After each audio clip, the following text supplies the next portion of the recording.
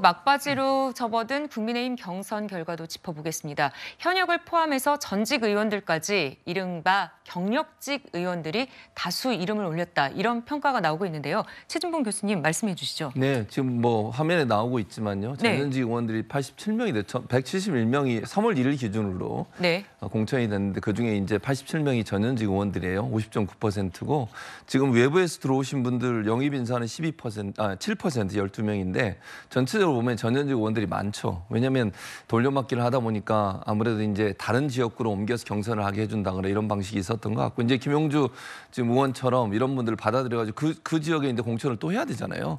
또 이상민 의원도 마찬가지고 그러니까 민주당에서 들어오신 분들을 또 공천해야 되면 거기서 열심히 뛰셨던 분들은 또 뭐 모르겠어요. 반발할지 안 할지 모르겠지만 얼마나 큰 상처를 또 받으시겠어요. 그러니까 국민의힘에서 오랫동안 일했던 분들인데 그분들이 민주당에 넘어온 분들 때문에 자리 비켜줘야 되는 상황이 되지 않겠어요?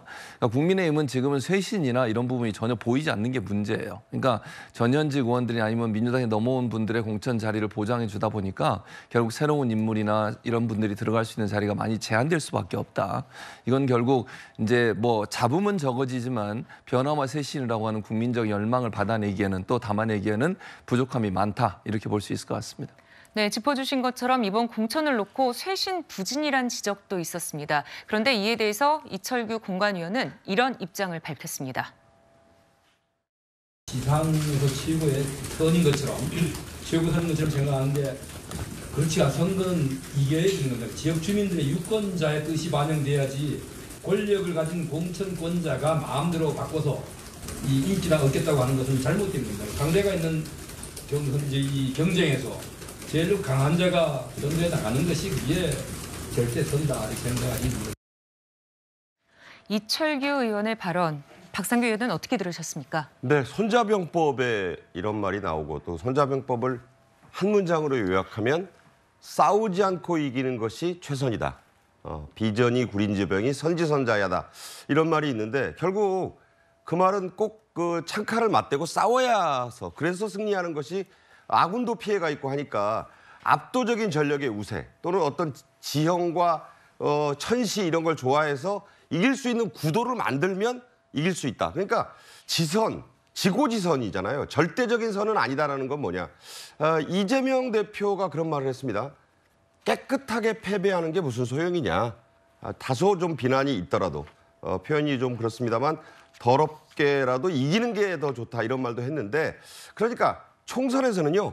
승리를 해야 된다는 게예요. 그러니까 지금 경력직 공천 얘기가 나왔는데 대표적인 게 이제 김용태 의원이 3선인데 경기도 고양으로 재배치하는 문제. 물론 이것에 대해서 아까 뭐 최 의원도 얘기를 했지만 뭐 이게 돌려막기다.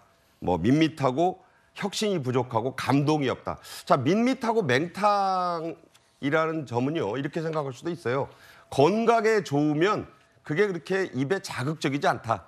이렇게 또 해석을 할 수 있기 때문에 결국 뭐 여러 가지 그런 그 쇄신 부족, 감동 부족이라는 비판을 국민의힘도 알 거라고 저는 생각을 합니다. 박민식 재선 의원도 영등포 을에서 경선을 포기했는데 재배치 뭐 부산 간다더니 이제 또 뭐 강서 을로 재배치하는 얘기가 또 나오고 있잖아요. 그러니까 이게 비판하는 쪽에서는 경력직 재배치다. 근데 경력직이라는 게요.